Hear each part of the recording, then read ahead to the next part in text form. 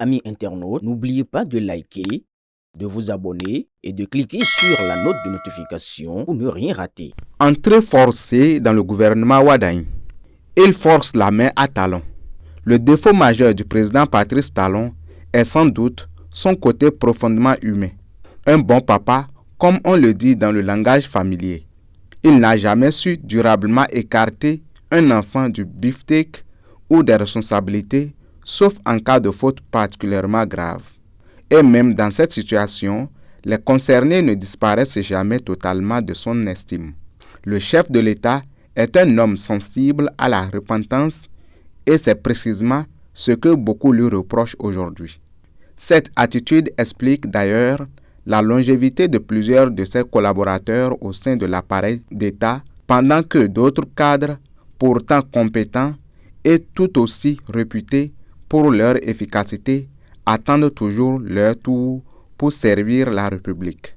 C'est justement sur cette sensibilité du président Talon que certains ministres surfent pour tenter de revenir dans le nouveau et premier gouvernement de l'ère Wadagne.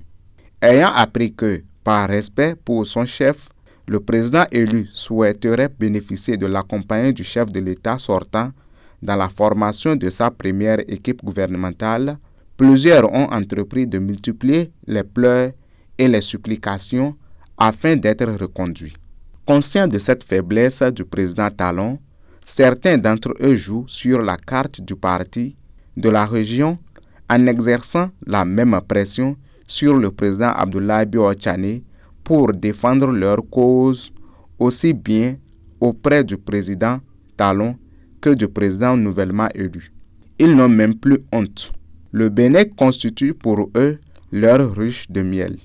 Après avoir passé au gouvernement 10 ans pour certains, 8 ans pour d'autres, ils voudraient encore rester aux affaires comme si le Bénin manquait de compétences capables d'assumer des fonctions ministérielles.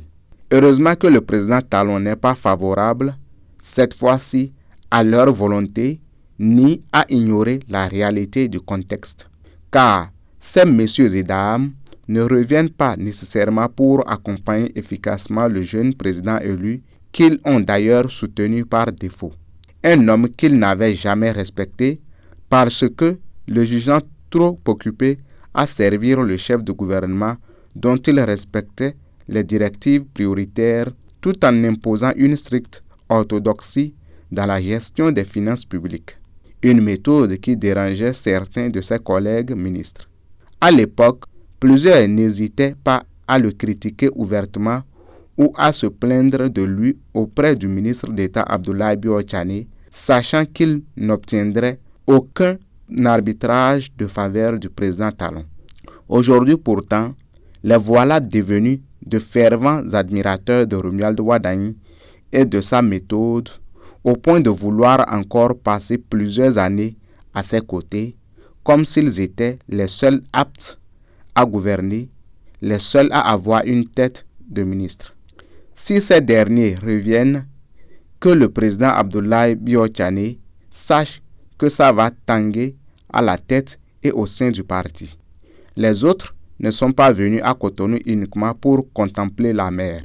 Ils ont aussi une tête à servir la République à des postes de haute responsabilité. Le président Talon est donc placé face à un choix délicat. Il doit désormais arbitrer entre deux générations politiques. Les anciens collaborateurs qui souhaitent se maintenir et les nouvelles figures qui aspirent à émerger autour du président élu. S'il cède à la pression des handgriffes éternels ministres, certains estiment qu'il risquerait de fragiliser son propre héritage politique et de compliquer la tâche de celui qu'il a contribué à porter au sommet de l'État.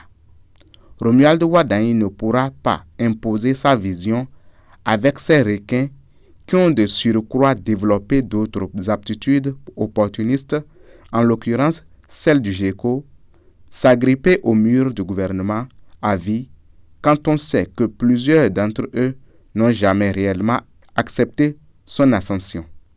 Si le président Talon souhaite véritablement voir son successeur faire mieux que lui, alors il devra lui donner la liberté de travailler avec de nouvelles figures, de nouveaux profils et une nouvelle dynamique. Les anciens ministres, eux, n'ont jamais totalement digéré le choix porté sur Romuald Wardani pour conduire les destinées du pays. À suivre. Aboubakar Takou.